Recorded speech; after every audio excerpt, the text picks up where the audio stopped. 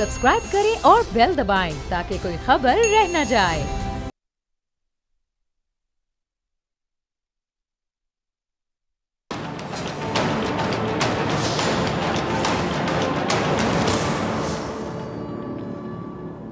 अस्सलामुअलैकुम, मैं हूं डॉक्टर फिजा खान और मैं हूं पाकिस्तान। डॉलर ने पाकिस्तानी तारीख में पहली बार आज ट्रिपल सेंचुरी कर ली है। हैरान हूं, दिल को रूंग के पीटू में जिगर को। शायद ज्यादा जो खतरनाक बात है वो यहाँ पर यह है कि अब भी रुपए के खिलाफ ये धुआंधार इनिंग खत्म होने के कोई आसार नहीं है।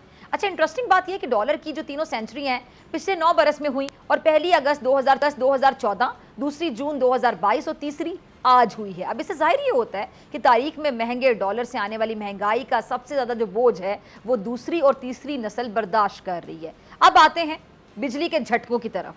पाकिस्तानी ऐसे चक्कर में फंस गए हैं कि बिजली कम इस्तेमाल करें तो भी नुकसान। अब नेपरा को बताया गया है कि बिजली की जो फरोख्त है वो 5 अरब यूनिट कम हुई है, लेकिन पावर प्लांट तो बिजली बना रहे हैं, और अब इसका जो 150 अरब रुपए का इजाफी बोझ है वो यकीनी तौर पे किसी शक व शुबे के बगैर सारिफीन पर ही डाला जाएगा। वाह भाई वाह, यानी बिजली ना जलाकर भी खून आपको ही जलाना पड़ेगा। अब आम 100 प्याज भी खाएं और 100 जूते भी। और सुने, पिछले माह बिजली 26% महंगी करने के बाद अब से हमारी जो एडजस्टमेंट का दौर है वो शुरू हुआ है, जिसमें निर्ख मजीद 5.5 रुपये फी यूनिट बढ़ाए जाने हैं। और पावर डिवीजन को रहम आया कि अवाम का तो फिर बुरकस ही निकल जाएगा। तो फिर तजवीज़ ये आई कि चलें 6 महीने जो है ना वो कर लेते हैं। अब आखिर पैसे तो अवाम नहीं देने हैं। इस्लामाबाद हाई कोर्ट में जो तोशाखाना केस है उसकी भी बात कर लेते हैं। वहाँ पे सज़ा मौतली की दरख्वास्त पर कार्रवाई कल यानी जुमे तक मुलतवी कर दी गई है, और ये अपील साबिक वज़ीर आज़म की 3 साल सज़ा और जुर्माने के खिलाफ है। अब इसे देखते हुए सुप्रीम कोर्ट में तोशाखाना अपील की समाअत भी अब अगले हफ्ते होगी। अच्छा, अब दूसरी जानिब चीफ इलेक्शन कमिश्नर ने सदर के लिखे खत का जवाब देते हुए ये कहा है कि इंतखाबात की तारीख देने का इख्तियार हमारा है, लिहाजा मुलाकात बेनतीजा ही रहेगी। यानी वो क्या कहते हैं पंजाबी में, ना ही समझा। अब ये देखकर सदर आरिफ अलवी साहब ने वजारत कानून से राय मांग ली है। इन मामला पे बात करने के लिए मेरे साथ मौजूद मेहमान प्रोग्राम में मौजूद हैं मुस्लिम लीग नून के रहनुमा राना एहसान अफजल साहब, बहुत शुक्रिया ज्वाइन करने के लिए, वक्त देने के लिए। माहिर कानून जहांगीर खान जिदोन साहब, आपका भी बहुत शुक्रिया। और तजियाकार अमीर अब्बास की सितारुफ के मोहताज, तीनों मेहमानों का बहुत शुक्रिया। आप सबकी इजाज़त में अमीर अब्बास आपसे शुरू करना चाहूँगी। अमीर अब्बास, IMF की जो सख्त शराइत हैं उसके असरात हैं, डॉलर 3 सेंचुरियाँ अबूर कर गया है। अभी 9 बरसों में ऐसा क्या हुआ है जो इससे पहले 67 बरसों में नहीं हुआ? यानी दादा तो सुकून में रहे, बेटा और पोता जो है वो डॉलर की पैदा करदा महंगाई भुगत रहे हैं। जी, अभी तो बेटा और पोता, अभी तो पड़पोता और फिर पड़ पोता भी ये सब बर्दाश्त करेंगे। अब क्योंकि आपका मुल्क जो है वो नोज डाइव जा रहा है। मुल्क की हालत ये है जिसको स्नोबॉल इफेक्ट कहते हैं कि आप नीचे जैसे जैसे गिरते जाएंगे आपकी तबाही और बर्बादी का हजम वॉल्यूम बढ़ता चला जाएगा। और पाकिस्तान की जो पॉलिटिकल एलीट है वो सिर्फ और सिर्फ अपने 5 साल की हद तक देखती है, उससे ज्यादा उनकी सोच नहीं है। वो चाहे ये हुकूमत जो गुजरी 16 महीने की, ये तो वैसी निगरान हुकूमत है, इसको तो उससे सरोकार नहीं है कि पब्लिक में डिस्क्रेडिट हो भी जाए। चाहे PDM की हुकूमत हो, चाहे उससे पहले तहरीक इंसाफ की हुकूमत हो या उससे पहले की हुकूमत, ये सिर्फ 5 साल के लिए देखती हैं और लॉन्ग टर्म पॉलिसीज नहीं बना पा रही है। खुद शहबाज शरीफ साहब ने होगा उनके प्राइम मिनिस्टरशिप का शायद आखिरी या सेकंड लास्ट डे था, जिसमें उन्होंने कहा कि हम जो है हमने महंगे IPPs प्रोजेक्ट्स लगाए, हम नहीं पाकिस्तान में हाइडल एनर्जी के प्रोजेक्ट्स लगा सके। तो ये किसने लगाने थे? 1981 से तो आपकी फैमिली इक़्तिदार पे, 1967 से पीपल्स पार्टी सियासी जमात के तौर पर सामने आ चुकी होगी, बार बार आप पावर में आए, और 8.5 साल PTI भी पंजाब KPK में रही। तो ये हुकूमतें जवाबदेह हैं इस सिलसिले में कि अगर इन्होंने पाकिस्तान के लिए लॉन्ग टर्म पॉलिसी मेकिंग नहीं की और सिर्फ 5 साल की डंक टॉकिज्म के ऊपर अपनी पॉलिसीज बनाई, और उसका खुमियाजा आज अमीर अब्बास, ये तो आपने $1 मिलियन क्वेश्चन कर दिया। हुकूमतें जवाबदेह हैं, कभी किसी हुकूमत ने जवाब दिया है? यहाँ तो हम देखते हैं कि पिछलों पे तनकीद की जाती, जो पिछला था वो सब कुछ करके चला गया, हम तो ठीक कर रहे, और इतने में जो टेन्योर मुकम्मल हो जाते हैं और अगले इंतखाबात की तैयारी शुरू हो जाती है। जी, ये बहुत आम आपने नुकता उठाया। अब आप देखें, जैसे ये PDM की हुकूमत जब आई तो उन्होंने कहा कि इमरान खान बहुत नालायक है, निकम्मा है, बर्बाद कर दिया मुल्क, हम ठीक करेंगे, जाए ठीक है जी, आ जाए आप करें ठीक। जैसे इक़्तिदार में आए इन्होंने कहा हम तो ये तो सब कुछ वो करके गया है, ये सब खराबियां तो उसकी फैलाई हुई है, हम तो कुछ नहीं कर सकते। अच्छा, पहला महीना, तीसरा महीना, छठा महीना, 1 साल, 16 महीने के बाद भी ये सारा नजला उस पर गिराते रहे। जब वो भाई साहब आए थे तो वो इन पर गिराते थे। अच्छा, उससे पहले जब 2013 में PMLN आई तो PMLN ने कहा कि पीपल्स पार्टी ने मुल्क को बर्बाद कर दिया है 2008 से 13 में। जब पीपल्स पार्टी आई 2008 में, पुराना वतीरा ना कि पुराने वाले खराब करके चले गए, अब हम क्या करें। जी हाँ जी, ठीक है, तो फिर चलिए मेरे पास आपकी इजाजत से ठीक है, मैं आपकी इजाज़त से बाकी दोनों मेहमानों को शामिल गुफ्तगू तो फिर आपकी तरफ आती हूँ।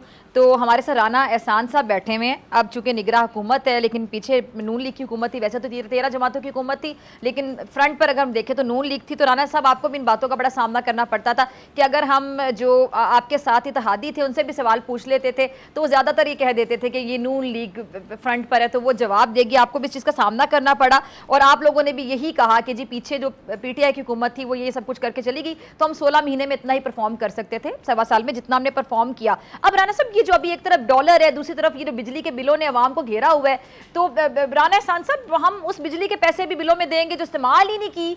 अब ये क्या खुदा ना खास्ता क्या कहें, क्या चाह रहे हैं अवाम से, और ये तो सीधा सीधा मजाक हो रहा है अवाम के साथ। बिस्मिल्लाहिर्रहमानिर्रहीम। देखें, बिल्कुल ये जितनी महंगाई हो रही है और जो लोगों की आमदन है उसमें उस तरीके से इजाफा नहीं है, बल्कि वो स्टैगनेंट है। तो एक मुश्किल वक्त है अवाम के ऊपर और इसमें कोई शक नहीं है, लेकिन दुनिया में भी मुश्किल वक्त है और मईशत जो हमारी है वो मुश्किल तरीन वक्त से गुजर रही है। ये हम सुनते रहे, लेकिन मैं समझता हूँ कि जो डिफ़िकल्टीज़ आज हम फेस कर रहे हैं शायद ही पहले इतने मुश्किल वक्त से जो है ये मुल्क गुजर रहा हो। तो मैं समझता हूँ कि जहाँ तक हमारा हुकूमत का रोल था, हमने तो आग बुझाने का काम किया है। हम तो वो अनपॉपुलर फैसले करते रहे जो कि कोई भी हुकूमत आखिरी साल में नहीं करती। हमारे पास ऑप्शन थी कि हम बिजली सस्ती कर देते, पेट्रोल सस्ता कर देते, गैस सस्ती कर देते और मुल्क को एक और मज़ीद खाई के अंदर फेंक के चले जाते। लेकिन हमने ये बेहतर समझा कि हम वो मुश्किल फैसले करें जो कि जिससे हमारा शायद वोट बैंक में बहुत इजाफा तो ना हो, लेकिन ये कि मईशत को हम किसी खाई में ना फेंक के जाएं। लेकिन उसके बावजूद अभी जो आप बातें कह रही हैं मैं उनसे एग्री करता हूँ। ये टफ हालात हैं और अभी तो जो चैलेंज इस हुकूमत को दरपेश है वो ये IMF का जो है, काश हर सियासतदान आपकी तरह सोचे कि वो अग्री करे कि जहाँ पर हमसे भी गलतियाँ हुई उनको ठीक कैसे करना है। ये आपकी आला ज़र्फ़ी है सर जी। मेहरबानी। बस ये 9 महीने ये जो स्टैंड बाय एग्रीमेंट है ये एक चैलेंज है जो मैं समझता हूँ कि इतना आसान नहीं है और इसके अंदर जो बोझ है वो अवाम बर्दाश्त कर रही है। लेकिन मैं यहाँ ज़रूर ये दरख्वास्त करूँगा कि हुकूमत को अपनी जो आला खर्चियाँ हैं उनके ऊपर कमी करने की ज़रूरत है, ताकि ये जो जिस दर्द से अवाम गुजर रही है उसको महसूस हो कि हुकूमत भी जो है उसका हिस्सा बन रही है। PMLN में जब हमारी हुकूमत की तो शहबाज शरीफ सिक्योरिटी मेजर मेरे ख्याल से उनमें इजाफा करने की ज़रूरत है। लेकिन ये कहना, देखिए ये एक पॉइंट में सिर्फ कहना चाहूँगा कि इस चीज़ का तयन कि किस हुकूमत ने डैम्स और हाइडल प्रोजेक्ट्स के ऊपर काम किया बड़ा आसान है। देखें, आप डैम्स जो बनते हैं या हाइडल प्रोजेक्ट्स होते हैं वो किसी एक हुकूमत के टेन्योर में मुकम्मल नहीं होते। आप सिर्फ ये अगर डेटा निकाल लें कि किस हुकूमत ने कितना बजट एलोकेट किया डैम्स के ऊपर और कितना बजट लग गया और उसका कंपैरिजन करें तो आपको पता लगेगा कि PMLN ने अपने टेन्योर में बजट्स के ऊपर ज़्यादा बजट मुख्तस किया और स्पेंडिंग भी ज़्यादा डैम्स के ऊपर की। तो हमारा जो किरदार था अपनी हुकूमतों में जो पिछली जितनी भी गिनवाई उसमें हमने अपना ज़्यादा रोल अदा किया डैम्स को मुकम्मल करने की तरफ। तो अगर ऐसा कोई कंपैरिजन आए तो तब मैं मानने के लिए तैयार हूँ कि किस हुकूमत ने नहीं किया डैम्स पे काम और किसने ज़्यादा किया। चले खैर, डैम्स की बात करें और मेरे ज़हन में एक पॉइंट आ गया, पता नहीं आप लोग अग्री करेंगे डिसएग्री करेंगे, उसमें जमहूरी और पता नहीं कौन कौन सी बहस शुरू हो जाएगी। अगर हम डैम्स की बात करें तो अमीर अब्बास आप भी इस बात से अग्री करेंगे कि फिर जितने डैम्स जनरल अयूब खान साहब के दौर में बने थे बाद में हमें जमहूरी हुकूमतों में तो नहीं मिले। वारसक बना, मंगला बना, सिमली बना, रावल बना, हब बना, तरबेला बना, खानपुर बना। आप देख लें 1961 से शुरू, अगर मैं गलत नहीं हूँ 1968 तक इतने डैम्स हमें मिले। बाद में फिर हम देखते रहे कि जमहूरी दौर भी आते रहे। खैर ये बड़ी एक लंबी बहस है, इस पर लोग पता नहीं किस साइड पे चले जाएंगे, तो मैं इस पर आपका कमेंट भी ले लूँगी अमीर अब्बास आपकी बारी पर। पहले मैं आपकी तरफ आना चाहती हूँ जिदोन साहब, ये जो बिजली घरों के साथ एक लफ्ज़ बाकायदा इस्तेमाल किया जा रहा है, अवाम जारी बातें सीख पाएँ तो वो फिर कह रहे जी ऊट पटांग किस्म के जो मुआहदे हैं तो इनके हक में किए गए, तो कोई रास्ता नहीं है कि इन पर नजरसानी की जाए, ऐसे कैसे चलेगा? बिस्मिल्लाहिर्रहमानिर्रहीम। देखिए, बिजली घरों की जो एक गवर्नमेंट एक एग्रीमेंट करती है वो उसकी पाबंद होती है। तो फिर अगर गवर्नमेंट उसको वायलेट करती है, जिसने भी गवर्नमेंट ने किया, या तो जो कॉन्ट्रैक्ट होता है between the party, sovereign guarantee भी होती है, उसमें अगर गवर्नमेंट चाहती है इसको रीनेगोशिएट करें तो जब तक दूसरी पार्टी एग्री नहीं होगी वो रीनेगोशिएट कॉन्ट्रैक्ट नहीं हो सकता। तो IPPs का ज़ाहिर है, अगर जो आपकी मैं तो I am not expert in energy, but apparently देखें जो आपका फ्यूल जो है, फ्यूल पे आपकी एनर्जी है वो डेफिनेटली इंटरनेशनल मार्केट में अगर फ्यूल महंगा होगा तो एनर्जी महंगी होगी। आपकी जो हाइडल एनर्जी है या इस मिक्स है वो बहुत कम है, तो आइडियल तो आपको सस्ती पड़ती है, लेकिन आपकी जो पेट्रोल पे और बाकी जो लुब्रिकेंट पे या डीजल पे जितनी भी आप इंपोर्ट कर रहे हैं, तो उसमें आप देखें ना, डॉलर जितना आपका स्ट्रांग होता है, रुपीज़ वीक होता है, तो डायरेक्टली इम्पैक्ट पड़ता है इसको पेट्रोल की प्राइस पे और फिर उस पर एनर्जी पे। तो एनर्जी आप एक देखें ना, ऑब्वियसली बात है कि आप महंगी बना के सस्ती नहीं बेच सकते। यही तो आज हालात हैं। आप देखें सर्कुलर डेट जो है, डिस्पाइट गवर्नमेंट क्लेम के लिए हमने कम किया, उस $1 में आप ट्रिलियन रुपीज़ में सर्कुलर डेट हो चुका है, और ये सारा गरीब से पैसा निकाल रहा है। आप इतने बिल आ रहे हैं, यकीन करें कि जितना एक मतलब तबका है वो नीचे तो उसका तो तबाही निकल गई है, और जो दरमियान में मतलब सफेद पोस्ट लोग हैं वो भी अब हमारे जैसे लोग भी बिल नहीं पे कर सकते। 50,000 से 1 लाख रुपए नॉर्मल बिल आ रहा है, अगर सारे घर के AC चलाएं तो चला ही नहीं सकते। तो बड़े हालात जो हैं इस किस्म के पेचीदा हो रहे हैं और माशी तौर पर बड़े हालात ख़राब हो रहे हैं। इसके लिए आपने क्या बात कर दी, तो एक AC चला के कितना बिल आ जाता है, सारे घर के AC कौन चलाएगा? हाँ, ठीक है जी। अमीर अब्बास आपके तरफ आ रही है, उस पर अगर आप कमेंट करना चाहें कि सारे घर की AC वाली बात उन्होंने कही थी, दुखती रग पे पाँव रख दिया सबकी, अब एक AC का बिल कोई अफोर्ड कर ले। दूसरा मेरे बच्चे साबिक वज़ीर-ए-आज़म के खिलाफ सजा की मौतली की दरख्वास्त है, उस पर भी ज़रा बात कर लेते हैं। आज ही जो हाई कोर्ट में तोशा खाना फैसले की खामियों पर बात हुई है, फिर कल चीफ जस्टिस ने भी इनका जिक्र किया था, तो क्या ये चेयरमैन PTI है, उनको हक दिफा ना देना केस में आप कह सकते हैं टर्निंग पॉइंट साबित हो रहा है? अगर आप इजाजत दें तो उससे पहले बात कर रहे थे राणा साहब हाइडल प्रोजेक्ट के बारे में। देखिए 1981 में नवाज शरीफ साहब पॉलिटिक्स में आए और 1985 में शहबाज शरीफ पॉलिटिक्स में आए, और उससे पहले पीपल्स पार्टी। देखिए पाकिस्तान में 2 सियासी जमातें हैं जो मरकजी सतह पर इक़्तिदार में आती रही, बड़ी जमातें। एक दफा कॉफ लीग आई, कॉफ लीग भी इन्हीं लोगों पर मुश्तमिल थी। MQM एक जमात है जो मुसलसल सियासत में है पिछले 30-35 साल से, लेकिन वो एक इलाकाई जमात है। तो 2 ये जमातें हैं दरअसल जो पाकिस्तान के, अगर कुछ अच्छा हुआ है तो वो भी इनको क्रेडिट जाएगा, और अगर इस मुल्क में तबाही हुई है तो उसका सवाल भी इन 2 जमातों से ही पूछना पड़ेगा। इसलिए ये जमातें फरार इख्तियार नहीं कर सकती। अगर पाकिस्तान में हाइडल प्रोजेक्ट नहीं लगे तो हमें ये नहीं सुनना कि वो फलाने एलोकेशन इतनी की थी और फलाने इतनी नहीं की थी, नहीं लगे ना, इन दी एंड नहीं लगे। ये आपस में तय कर ले, दोनों जमातें बता दें कि इनमें से किसका कितना कसूर और किसका कितना कसूरवार ये दोनों है। बीच में चले परवेज मुशर्रफ, एक जरूर मसला पाकिस्तान का है कि यहाँ पे सिस्टम को चलने नहीं दिया जाता, ये जरूर एक मसला है। जैसे परवेज मुशर्रफ ने आके नवाज शरीफ साहब की हुकूमत गिरा दी, और वो यही जवाब देते रहे कि जी मैं तो पाकिस्तान को बहुत आगे ले जाना चाहता था लेकिन मुझे तो चलने नहीं दिया गया। तो बिल्कुल वैसे जवाब इन्होंने PTI की हुकूमत को दे दिया कि आप तो बहुत कुछ करना चाहते थे लेकिन 3.25 साल के बाद हमारी हुकूमत गिरा दी। तो ये एक मसला है जिसपे कॉन्टिन्यूशन ऑफ पॉलिसीज नहीं रहती है, हुकूमतें बार बार गिरती हैं, टूटती हैं, हुकूमतों को कमजोर रखा जाता है। लेकिन अगर आज कौम किसी से सवाल करना चाहे, किसी को जवाब दे ठहराना चाहे, ये तो नहीं हो सकता ना कि आप एक ग्रे एरिया में बात करें। आपको व्हाइट एंड ब्लैक में बात करना पड़ेगी कि गुज़श्ता 40-50 साल के अंदर अगर पाकिस्तान का सिस्टम डिके का शिकार हुआ है तो उसका जवाब दे कौन है? भाई वही जवाब दे होगे ना जो बरसर इक़्तिदार रहे। मैं आपको जवाब दे नहीं हो सकते ना। चले मीर अब्बास, हम पिछले ये 15 साल की बात कर रहे थे मीर अब्बास। 1 मिनट, 2008 में तो पीपल्स पार्टी की हुकूमत आई थी तो बाकायदा टेन्योर पूरा किया गया था, बट एक वजीर आजम चेंज हुए थे। उसके बाद फिर 13 में नून लीग की हुकूमत आई थी, उसके बाद 18 में फिर पाकिस्तान तहरीक इंसाफ की आई थी। चलिए ये पिछले 16 महीने देख लें, ये जब ये फिर ये 13 जमातों का इत्तेहाद आया था, लेकिन अगर हम 8 से ऑनवर्ड बात कर लें तो कंटिन्यूसली जमहूरियत चलती रही ना। क्या कुछ मिला ये बता दें, कितनी महंगाई कम हुई, कितने हॉस्पिटल बने, कितने स्कूल बने, कितनी यूनिवर्सिटीज बनी, क्या मिला, तालीम के मौके, सेहत के लिए हॉस्पिटल, क्या हुआ बताएं। 2008 के बाद से पाकिस्तान रेलवे की तारीख उठा के देखिए, आप जानते हैं पाकिस्तान रेलवे की तारीख में जो बड़ा डिप आया है, जो रेलवे की तबाही बर्बादी हुई है, वो 2008 के बाद से शुरू। हाँ। आप पाकिस्तान स्टील और मिल आज की तक तारीख देखिए उठा के एक्सीडेंट्स होते हैं। पाकिस्तान स्टील मिल की तारीख उठा के देखते, जो बड़ा डिप आया है पाकिस्तान स्टील मिल में, वो 2008 के बाद से शुरू हुआ है। और बिल्कुल जो स्टील मिल बंद हो गई 2013 के आसपास जाकर, और पाकिस्तान रेलवे को बर्बाद कर दिया अवामी नेशनल पार्टी और पाकिस्तान पीपल्स पार्टी के उस नेक्सस से जो 2008 में कायम हुआ था।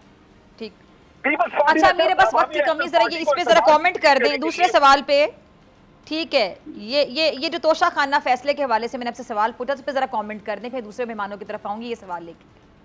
देखिए, जो कानूनी नुकात इनके वकला ने उठाए हैं चेयरमैन पीटीआई के, वो बहरहाल हाई कोर्ट और सुप्रीम कोर्ट दोनों उसको देख रही है, और अल्टीमेट फोरम हाई कोर्ट है। जब आपको ट्रायल कोर्ट से सजा होती है किसी भी सेशन कोर्ट से, फिर हाई कोर्ट के फैसले के खिलाफ आप सुप्रीम कोर्ट पे जाते हैं, तो हाई कोर्ट के ऊपर तो अदम एतमाद जाहिर कर चुकी है तहरीक इंसाफ, और खासतौर पे चेयरमैन उनके, और खासतौर पे चीफ जस्टिस जो इस्लामाबाद हाई कोर्ट के, वो समझते हैं कि वो शायद उनके साथ इंसाफ नहीं कर रहे, इसलिए वो बार बार ये दरख्वास्त देते रहे कि आप हमारे केस ना सुने। लेकिन चीफ जस्टिस साहब भी बजिद है कि उन्होंने ही सारे केसेस सुनने हैं, बेशतर जो पीटीआई के चेयरमैन के हैं। जहां तक उनका हक के दिफा का मामला है, तो वो मिलना चाहिए था, जो कि हुमायूं दिलावर साहब ने उस तरह से नहीं दिया। वो अपने वकला की, अब अपने गवाहान की फहरिस्त पेश करना चाहते थे, वो पेश की, लेकिन उन्होंने उनके गवाहान को नहीं किया एंटरटेन। हालांकि ये एक क्रिमिनल केस है, फौजदारी केस में। चलिए ये सवाल लेके जदून साहब आपकी तरफ में आ रही तोशा खाना के हवाले से, आपका कमेंट।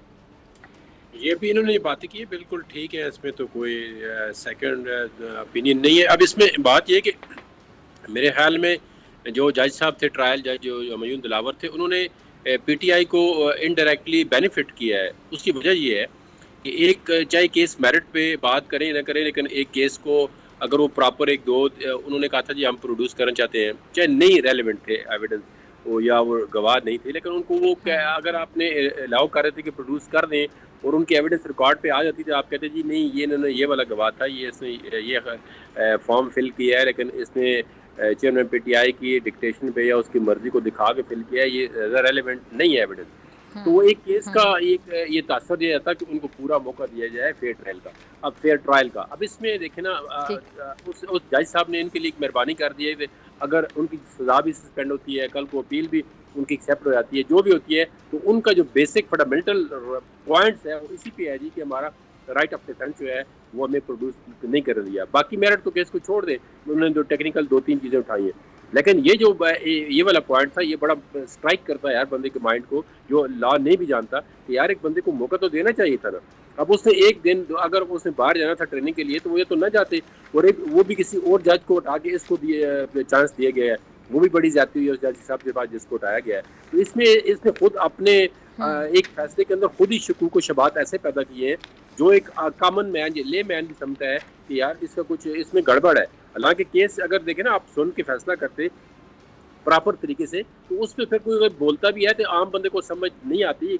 वकील या एक टेक्निकल या एक लीगल ना हो वाला बंदा जो है वो उसको फिर उसको करता है जी कि इसके अंदर ये डिफिशिएंसी है, एविडेंस इस तरह प्रोड्यूस करते। लेकिन इन्होंने तो एक, मेरे ख्याल में तो इन्होंने हुमायूं दिलावर ने पीटीआई को फेवर की है। क्या आज देखें कोई ऐसा सजा का केस देखें ना, एक अभी महीना भी नहीं हुआ इसका केस का सुने हुए, अब सुप्रीम कोर्ट तक पहुंच गया, हाई कोर्ट तक पहुंच गया, बेशुमार दरखास्तें हैं, और कल होपफुली मुझे तो ये लग रहा है कि जिस तरह एक केस चल रहा है, कल इनकी सजा जो है वो आई डोंट नो पर सस्पेंड कर देंगे। राना साहब मुझे आपका इसी पे कमेंट चाहिए, फिर मुझे आप तीनों का शुक्रिया अदा करना जी। देखिए मैं थोड़ा सा डैम्स के ऊपर मैं जरा एक्सप्लेन करना चाहूंगा। 1985 से लेके अब तक पीएमएलएन की हुकूमत जो है वो 9.25 से 9.5 साल रही है। अब आप हमें चाहें तो पीएमएलक्यू भी हमारे खाते में डाल दें, पीपल्स पार्टी भी हमारे खाते में डाल दें, और ज़िया की हुकूमत भी हमारे खाते में डाल दें तो वो आप चीज़ों को स्पाइस अप ज़रूर कर सकते हैं। लेकिन हकीकत ये है कि वफाक जो है डैम्स का काम करती है और 9.25 से 9.5 साल हमारी हुकूमत रही है। उसमें नीलम जेलम हो जाए, भाषा डैम हो जाए, मोहम्मद डैम हो जाए, दासू डैम हो जाए, किसी का आप कंपैरिजन कर लें कि हमने कितना काम किया और जो 4 साल पीटीआई की हुकूमत थी, हमारे 4 साल लगा लें आप, उसने कितना काम किया।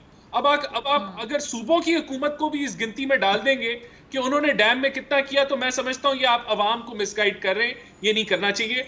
मैं समझता हूं कि जो काम पीएमएलएन ने किया 13 से 18 में अंधेरे दूर करने के लिए, गैस की लोड शेडिंग दूर करने के लिए, दहशतगर्दी को जो है उसका मुकाबला करने के लिए, कोई ऐसी परफॉर्मेंस नहीं रही। फिर एजेंडा नाफिज किया गया इमरान खान का, जिसने मुल्क को तबाही के दहाने कर दिया। ठीक है, जहांगीर जदौन साहब, अमीर अब्बास और राना एहसान अफजल साहब, आप तीनों के वक्त का बहुत शुक्रिया। नाज़रीन, आपसे मुलाकात होगी ब्रेक के बाद और बात करेंगे अलाई वाक़या के हवाले से।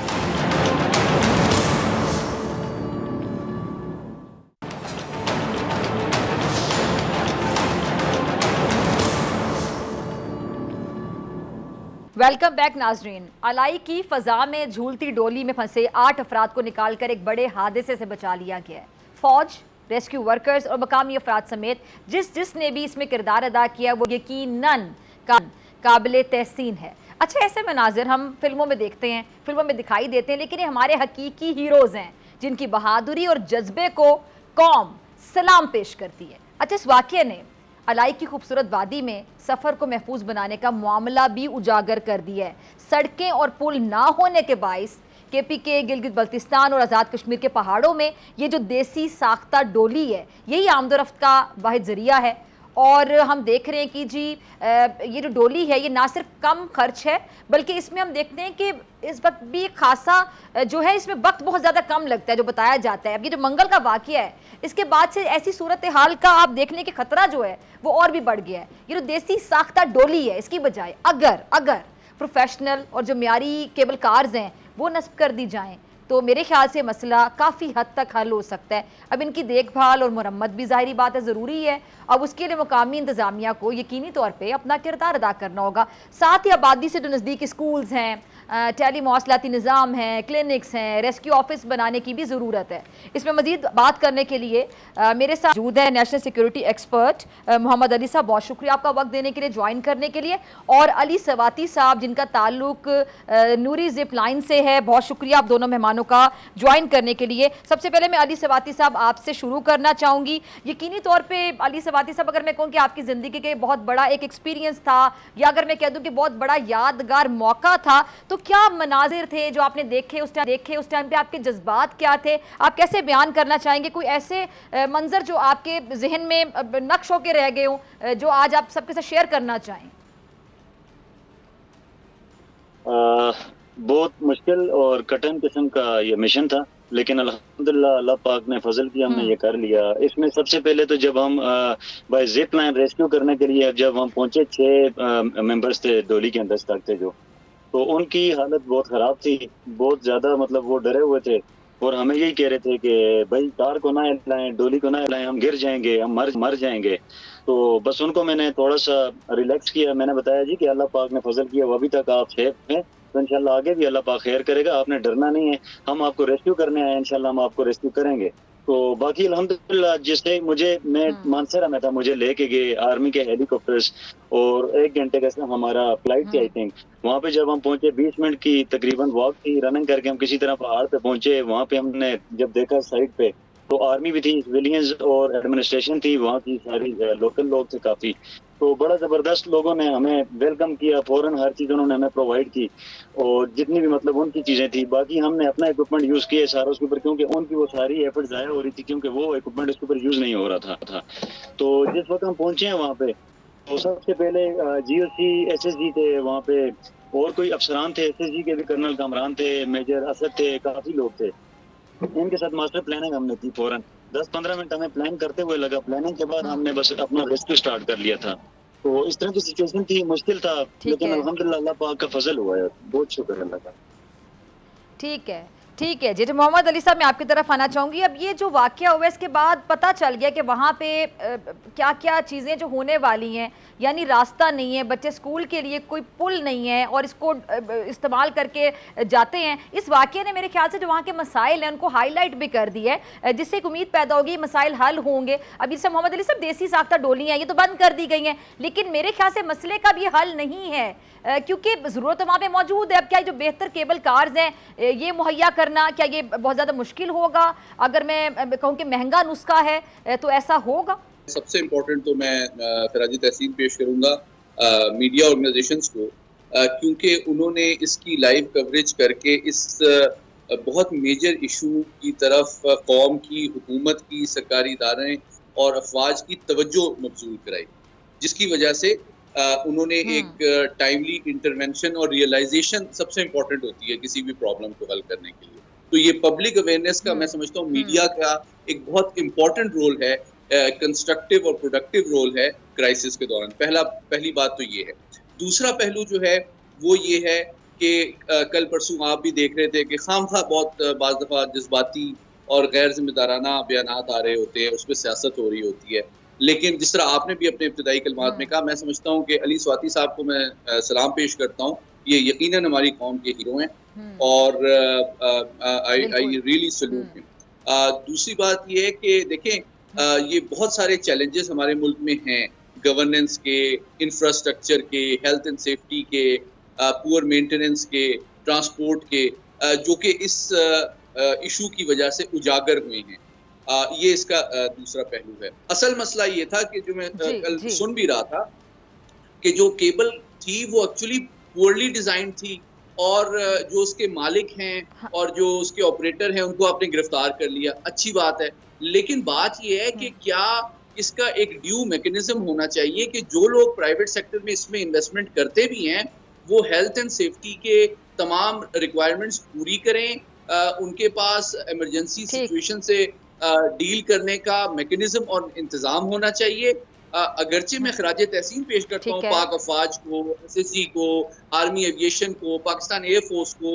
उन्होंने तमाम कोई भी क्राइसिस आता है तो वो अपनी भरपूर जान पे खेल के सपोर्ट प्रोवाइड करते हैं। लेकिन मैं ये मसले का देरपा हल नहीं है। मसाइल के जो कॉजेस हैं, जो वजूहात हैं, उनको मैं समझता हूँ हमारी सियासी जमातों को, हमारे नुमाइंदों को अपने मैनिफेस्टो में, अपने इलेक्शन एजेंडे में डाल के एक्चुअली हल करना चाहिए। ठीक है जी मोहम्मद अली साहब, ठीक है। अब मैं अली सवाती साहब आपकी तरफ आना चाहती हूँ। मोहम्मद अली साहब को भी आपने सुना, तो अली सवाती साहब एक सवाल तो सबके जहन में आ रहा होगा कि जब ये ऑपरेशन हो रहा था तो कोई ऐसा मोमेंट, कोई ऐसा मौका आया हो जब आपको लगा हो कि हिम्मत टूटने लगी है, ऐसा हुआ कुछ? जी बिल्कुल। जिस तार पे हम जा रहे थे, इस तार की दो तारें थी ये वाली जिनके ऊपर डोली चलती थी। एक तार टूट गई थी और दोनों तारों का वजन वो डोली दोनों मतलब दोनों तारें डोली का वजन उठा रही थी। लेकिन अब क्या था कि एक तार तो टूट गई है, उस डोली का वजन अब एक तार उठा रही है। तो हमें ये कंसर्न जरूर था, ये टेंशन भी थी कि अब सारा लोड एक ही तार पे ये ना टूट जाए और इसके सेंटर का हमें कोई पता नहीं नहीं टूटेगी। हमने एंकर्स को चेक किया, अपनी तसल्ली की, फिर तवक्कल रह गया था। हमने तवक्कल करना था, जाहिर है अपना बंदा सेफ्टी करते उसके बाद तवक्कल करता है। तो हमने तवक्कल किया। मैं और मेरे सुपरवाइजर इलियास जो हेवंस वे हमारी टीम है, एडवेंचर टूरिज्म पाकिस्तान में प्रमोट कर रहे हैं, हमारी कंपनी है, मैं फोन कर रहा हूँ। तो हमारा एक्सपर्टी ये थी कि हमने जिप लाइन पे जाना था और उसी वायर पे जिप लाइन पे जाना था जिस वायर के ऊपर सारा डोली का वजन था। और इसका कोई हमें इसका क्लियर नहीं था कि वायर आगे कैसी होगी, खराब होगी। हम अपने दो बंदे ऊपर लोड डाल रहे हैं, ये टूट भी सकती है। बहरहाल रेस्ट लिया, मुश्किल सफर था, मुश्किल में अल्लाह पाक ने डाला, अल्लाह ने फिर आसमानी की तरफ लाया, अल्लाह ने निकाला। इम्तिहान था, अल्हम्दुलिल्लाह अल्लाह पाक हमें उसमें पास कर लिया अल्लाह ने। और बस हम गए जिप लाइन पे, तकरीबन हमें 20-25 मिनट पहुंचने में लगे। तो जब हम वहाँ पे पहुंचे हैं तो लड़कों को रेस्क्यू करने में वापस 3.5 घंटे हमें लगे हैं। और उसमें भी जब हम वापस आ रहे थे 3 बंदों को मैंने रेस्क्यू किया अपने साथ, पुली के साथ उन्हें हुक किया और हाथों की मदद से लोहे की रस्सी को खींचते हुए मैंने तकरीबन 400 फीट का फासला तय किया। और 400 फीट के बाद मुझे रस्सी डाली हुई थी जो पीछे मुझे लोग खींच रहे थे, फिर उन्होंने खींचना शुरू कर दिया क्योंकि 400 फीट तक पीछे रस्सी फंसी हुई थी, वो मुझे खींच नहीं सकते थे और मैंने अपनी मदद आपके तहत आना था। तो उसमें ये मेरा हाथ आई थिंक देख सकते हैं आप, मैं दिखा भी सकता हूँ, ये जख्मी हुआ। और बहरहाल ये इतना जरूरी नहीं था, लेकिन ये है कि मुझे खुशी हुई है कि चले मेरा थोड़ा खून निकला है, मुझे जख्म आया है, तो एक अच्छे काम के लिए आया है। आपको सलाम पेश करती है अली। और अपनी आवाम की जान। अच्छा अली सवाती साहब, एक और चीज, आवाम के लिए सारी चीजें कर रहा था। मेरा मिशन था पाकिस्तान जीते। सब आपके लिए दुआ गो थे, वहाँ पे जो ऑपरेशन किया जा रहा था सब लोग दुआ कर रहे थे। जी जी स्टेशन कर रही थी, हर बंदा हम मतलब मिलकर कर रहे थे, एक ही हम सारे, और इसलिए ये मिशन हमारा पाकिस्तान बन कर। अच्छा अली सवाती साहब, ये देखिए पाक फौज ने, मकामी अफराद ने मिलकर ये ऑपरेशन किया, वहां पर सब ऑपरेशन कर रहे थे, और यहाँ पे कौम घर में बैठकर जो सब टीवी पे देख रहे थे, पूरी कौम दुआ गो थी कि ये ऑपरेशन कामयाबी से मुकम्मल हो जाए, और अल्हम्दुलिल्लाह कामयाबी से मुकम्मल हो गया। इस पर मैं आपका कॉमेंट चाहूंगी। हमने मिलके किया, और इस पे यही कहना चाहूंगा सबसे बड़े एजाज की बात है कि हमने पाकिस्तान को विन कराया ये मिशन। और मेरे लिए एजाज की बात यह कि मेरे साथ पाकिस्तान आर्मी खड़ी थी और मैं पाकिस्तान आर्मी के साथ मिलकर काम कर रहा था। मेरे लिए बहुत बड़ा एजाज है कि मुझे भी आर्मी की जरूरत पड़ी और आर्मी को भी मेरी जरूरत पड़ी, और हमने ये कोलैबोरेशन पे किया। अल्हम्दुलिल्लाह बहुत अच्छा, ये हमारा एक अच्छा मैनेज होने वाला प्रोजेक्ट था ये। अच्छा मोहम्मद अली साहब, यही सवाल लेके मैं आपकी तरफ आना चाहूंगी। ये बड़ा एक अहम सवाल है कि पाक फौज, मकामी अफराद सब मिलकर ये ऑपरेशन कर रहे थे, और पूरी कौम जो घर पे बैठी हुई थी, टीवी देख रही थी, वो सब इसके लिए दुआ गो थे कि ऑपरेशन कामयाबी से मुकम्मल, और अल्हम्दुलिल्लाह कामयाबी हमें नसीब हुई। वो तमाम लोग, उनकी जानें, उनकी कीमती जानें बच गई अल्हम्दुलिल्लाह। तो लेकिन एक कंट्रोवर्सी भी चल रही थी कि क्रेडिट इसका ज़्यादा है, उसका ज़्यादा है। तमाम लोग एक पेज पर थे, तमाम लोगों ने मिलकर ऑपरेशन किया, सबको क्रेडिट जाता है, हम सब एक हैं, हम सब पाकिस्तान हैं, जिनको बचाया वो भी पाकिस्तानी, जो बचाने के लिए खड़े थे वो भी पाकिस्तानी, घर पे बैठ के दुआ कर रहे थे वो भी पाकिस्तानी। ये जो कंट्रोवर्शियल बनाया जा रहा था सोशल मीडिया पर, तकलीफ होती है, अजियत होती है, दुख होता है, क्या कहेंगे? जी बिल्कुल ऐसे ही है। मैं समझता हूँ कि ये छोटे जहन और छोटे दिल की बात है कि इसके ऊपर, इस तरह के क्राइसिस के ऊपर इंसानी जान जब खतरे से दो चार हों और उसमें सियासत की जाए, ये बहुत अफसोसनाक बात है। और इनफरादी सतह पे क्रेडिट लेने की कोशिश की जाए, अंग्रेजी में जिसको वन अपमैनशिप कहते हैं। ये मैं आपकी इजाज़त से अली सवाती साहब से एक सवाल पूछना चाहूँगी, फिर आपका लास्ट कमेंट लेती हूँ। अली सवाती साहब, एक और सवाल जहन में आता है कि जो ऐसी डोलियाँ हैं वो तो बाकी पहाड़ों में भी चल रही हैं, तो उनको महफूज बनाने के लिए क्या मशवरा है? गोटाग्राम अलाई में तकरीबन 25 से 30 डोलियाँ ऑलरेडी लगी हुई हैं। तो इनकी सेफ्टी सिक्योरिटी तो यही है जी कि इसके ऊपर प्रॉपर एडमिनिस्ट्रेशन को चाहिए, लोकल अपनी वहाँ पे मतलब रेस्क्यू टीम बनाए, या तो ऐसी कमेटी बनाई जाए जिस कमेटी का काम ये हो कि इसका चेक एंड बैलेंस करे, मतलब उसको एनुअली चेक करे या उसको हर 6 महीने में चेक करें, और इसके ऊपर प्रॉपर जो भी वेंडर काम कर रहे हैं, ठेकेदार जो काम कर रहे हैं, उसको प्रॉपर कंपनी होनी चाहिए, रजिस्ट्रेशन होनी चाहिए, एनओसी लेकर काम करना चाहिए। तो आई थिंक इस तरह के एडवेंचर का हमें मौका नहीं मिलेगा, ये सेफ एंड स्मूथ चलेगी। और मेरे पास इसके और बहुत सारे अल्टरनेटिव हैं, क्योंकि ये लोगों का रास्ता है। ये रोड जैसे हमारे घर को रोड आ रहा है, गली आ रही है, स्ट्रीट आ रही है, इसी तरह लोगों की जो डोली लगी होती है, उन्होंने घर को डेली आना जाना होता है, उनका रोजमर्रा का रास्ता है। तो इसको हमें मॉडिफाई करना चाहिए, इसे हमें फाइनल मतलब इनको एक अच्छी चीज बना के देनी चाहिए।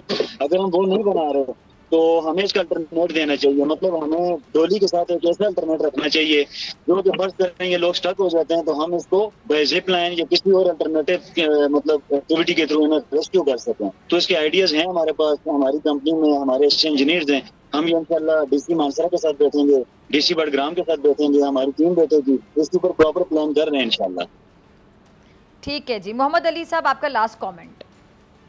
जी बिल्कुल, इसी बात को मैं आगे बढ़ाता हूँ। मैं समझता हूँ कि ये जिस तरह इन्होंने अली स्वाति साहब ने कहा कि 25 से ज़्यादा डोलियाँ मुख्तलिफ जगहों पे मौजूद हैं, नॉर्दर्न एरियाज़ में भी और इलाकों में भी, तो ज़रूरत इसमें पब्लिक प्राइवेट पार्टनरशिप की भी अपॉर्चुनिटी है।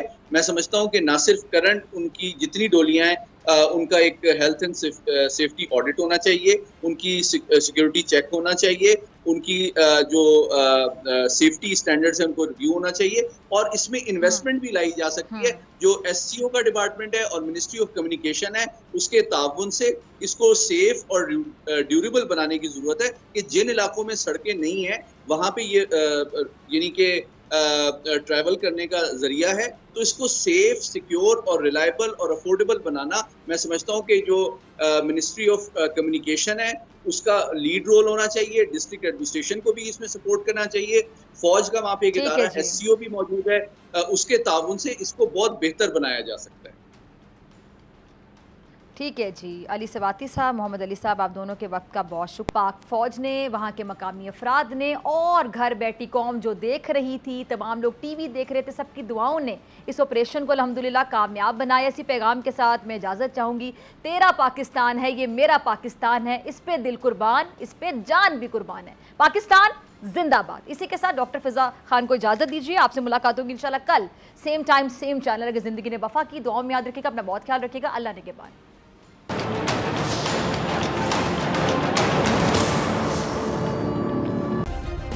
सब्सक्राइब करें और बेल दबाएं ताकि कोई खबर रह न जाए।